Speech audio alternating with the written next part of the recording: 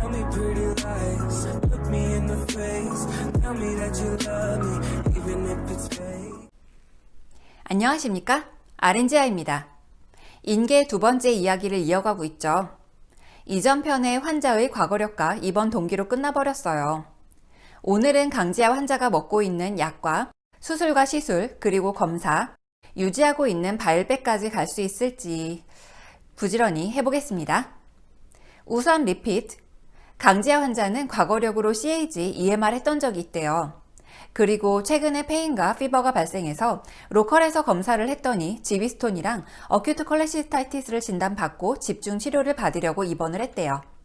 여기까지는 이전 편에 설명을 드렸던 내용이고요. 투약으로 가봅시다. 약은 판토록 울트라 헤르벤 로스제 플라빅스를 드시고 계시는데 플라빅스는 5일 전부터 스탑 상태입니다. 판토프라졸 하나를 DAC로 드시고 계신데요. 여기서부터가 난관이네요. 오늘 검사라도 갈 수 있을지 급 고민이 됩니다. PPI를 그냥 넘어갈 수 없을 것 같은 예감이 드는데요. 이게 무슨 말이냐고요? 병원에서 일을 하다 보면 환자가 속쓰리다고 하거나 신물이 넘어온다고 하거나 가슴 한가운데가 타들어간다고 하거나 명치 부분이 꾹 눌리는 것 같이 아프다고 하거나 그 비슷한 호소를 많이 들어보시게 될 텐데요. 이런 경우 노티를 하면 주치의가 PPI 줄게요 하는 말 들어보신 적 있으신가요?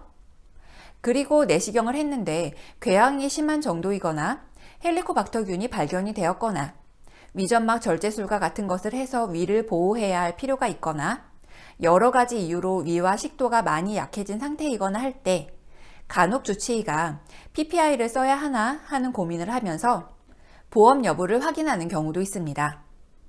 이때 PPI가 약 이름 같지는 않은데 도대체 뭘 말하는 거지? 아니면 이 말뜻 자체가 흘려들으면 무슨 말인지 아예 알 수조차 없는 것이죠. 알아야 들리는 것과 마찬가지인 상황일 것 같습니다. 일반적으로 사용하는 소화기계 약물이라고 하는 위 운동과는 약간 개념이 다른 약들이죠.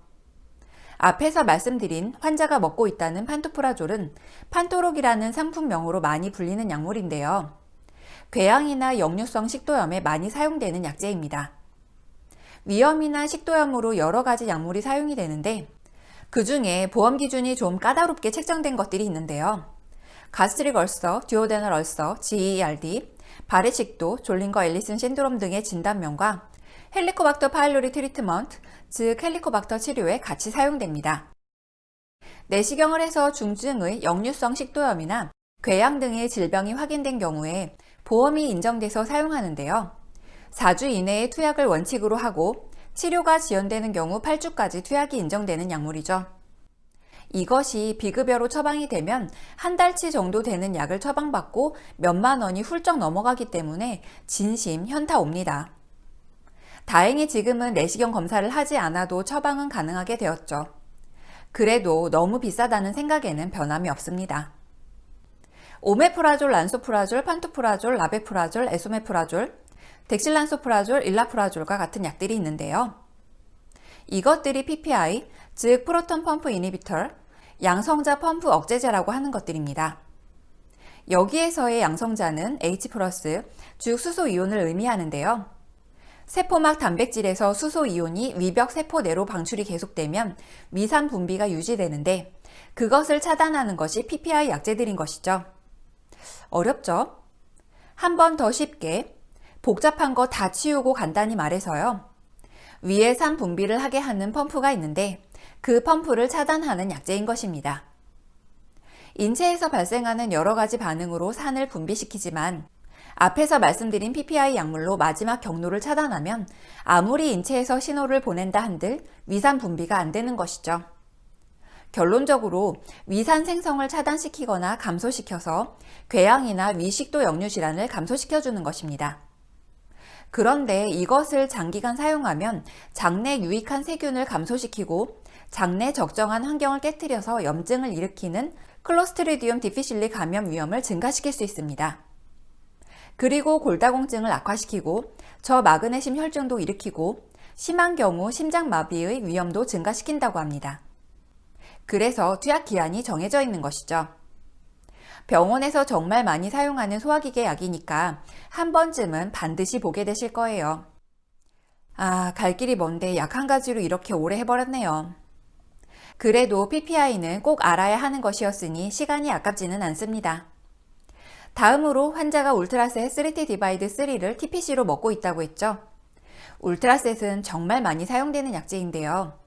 제가 71번 영상으로 맥락 없는 약이야기 6편에 트리돌에 대해 올려놓았는데요. 그 약물의 성분이 트라마돌이고요. 우리에게 타이레놀로 많이 알려진 약의 성분은 아세타미노펜인데요. 이 트라마돌과 아세타미노펜이 섞인 약이 울트라셋정입니다. 해열, 진통, 소염제 역할을 하는 것이죠. 환자가 페인, 피버가 있어서 이 약을 먹고 있었나 봅니다.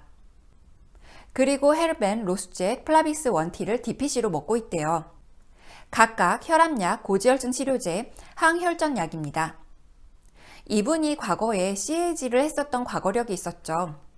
심장에 혈액을 공급하는 혈관에 나쁜 콜레스테롤과 같은 노폐물이 쌓여서 혈관이 좁아지거나 협심증과 같은 것이 발생하면 CAG를 시행하는 것인데요.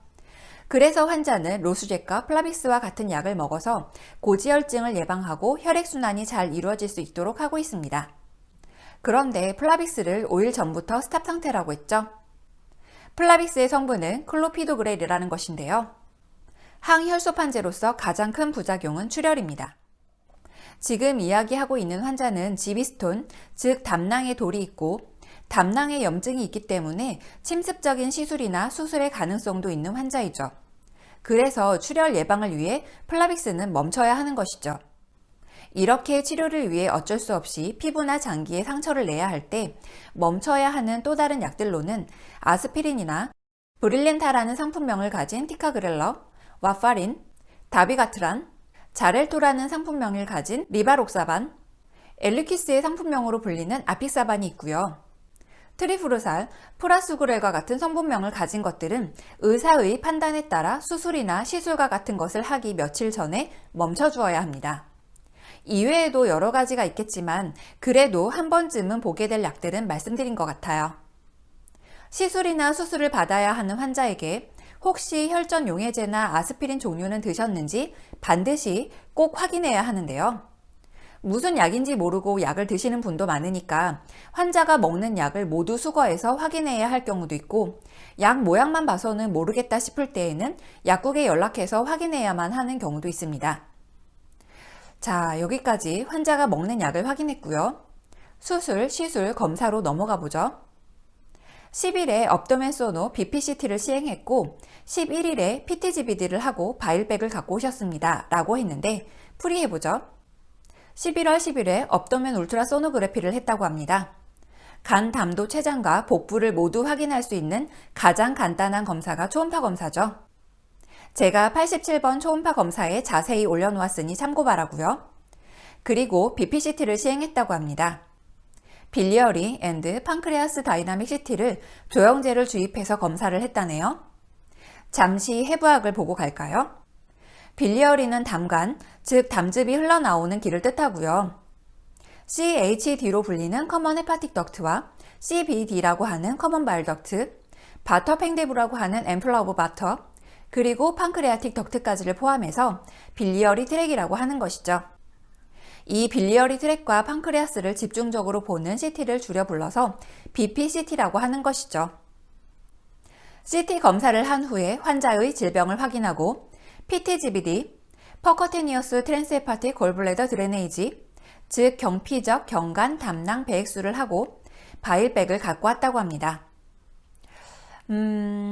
여기부터는 할 얘기가 너무 많으니까 시술부터는 다음 편으로 넘겨봐야겠어요. 어차피 수술을 할 환자인데 왜 굳이 저런 시술을 해서 피부 밖으로 담즙을 빼낼까? PTBD와 PTGBD의 차이는 무엇일까? 하는 등의 궁금증을 모두 풀어야 하니까요. 다음 편에 금식 여부와 준비 과정, 그리고 배액주머니 관리와 같은 여러 가지 이야기를 해볼게요. 오늘은 여기까지 하고요. 이만 들어가 보겠습니다. 아렌지아TV 오늘 하루도 무사히.